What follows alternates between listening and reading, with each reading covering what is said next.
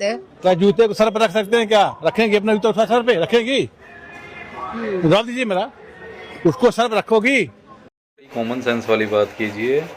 चप्पल को तो सिर पे कोई नहीं रखता, लेकिन भगवान ने ही अगर सभी को पैदा किया है तो आप लोगों के मुताबिक अगर सोचा जाए तो आप लोग बोलते हैं कि कुछ लोगों को मतलब मुंह से उत्पत्ति हो गई, कुछ लोगों की पैर से हो गई।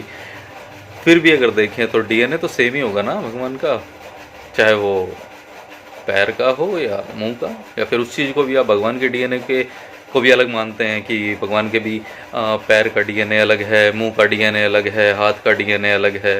ऐसे देखते हैं क्या आप लोगों को? जब आर्य लोग थे तब से चला आ रहा है ये जातिवाद, कर्म के आधार पर बांटा गया था, आज भी वही है। कर्म के आधार पर बांटा गया था, पर बांटा किसने था? बांटने वाले तो तुम ही थे, ताकि तुम्हारा सुपीरियरिटी खत्म ना हो तुम्हारी। तो क्या ये सही है? क्यों नहीं सही है? जो पुराने बुजुर्गों ने बनाया, जो विद्वानों ने एडजस्टमेंट किया, जो परंपरा बनाई है, गलत थोड़ी है। सबसे बढ़िया वही है।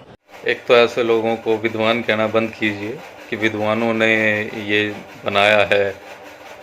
आप लोगों जैसे ही मूर्ख लोग थे वो। हमारा देश बट नहीं रहा है। अगर अंगुलियां सब बराबर हो गई तो किस काम की? कोई काम करेगा?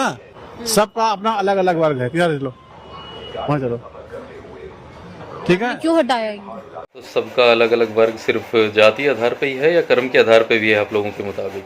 अगर कोई दलित अगर वेद ग्रंथों का अच्छा ज्ञान ले लेता है तो क्या उन्हें मंदिरों में पुजारी बनाने के आदेश दे देंगे आप लोग?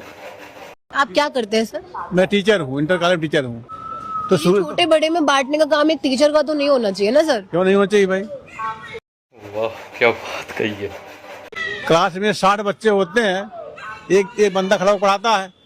क्या सब थोड़ी जज बन जाते हैं? कोई एक बनता है, दो बनता है। आपके पढ़ाए हुए स्टूडेंट जज वकील कुछ बने या ना बने, लेकिन एक चीज़ साबित हो गई यहाँ पे कि आप एक अच्छे इंसान के रूप में फेल हो गए। आप एक सही इंसान नहीं बन पाए। पहली बात तो हम लोग उस परिवार से हैं कि बच्चियों को अकेला हम लोग छोड़ते नहीं। तो तुम अकेले टहल रही लोग लेकर के ना, हमारे यहाँ अलाउ नहीं है। अगर ऐसा है तो आप भी इस्तीफा दीजिए साहब। तो निशब्द हो गया आपको सुन के। जो जिस कैटेगरी, जिस लेवल का, जिस स्तर का है, उसी स्तर बढ़ाने दीजिए उसको।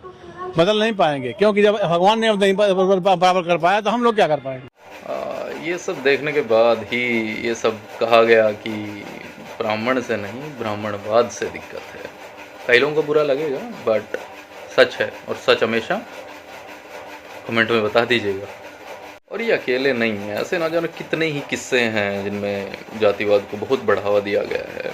अब ये जो एक पेज अभी रिसेंट में सामने आया है, जो स्क्रीन पर दिख भी रहा है, इसमें है कि आरक्षण हटाओ आंदोलन।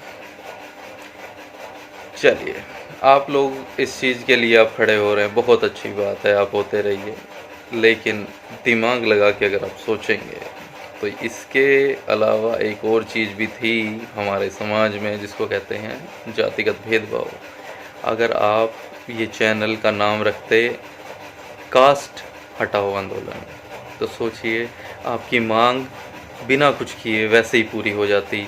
ये ऑटोमेशन पे लग जाती चीज़ें कि आप जातिगत भेदभाव को, कास्ट को हटाएंगे।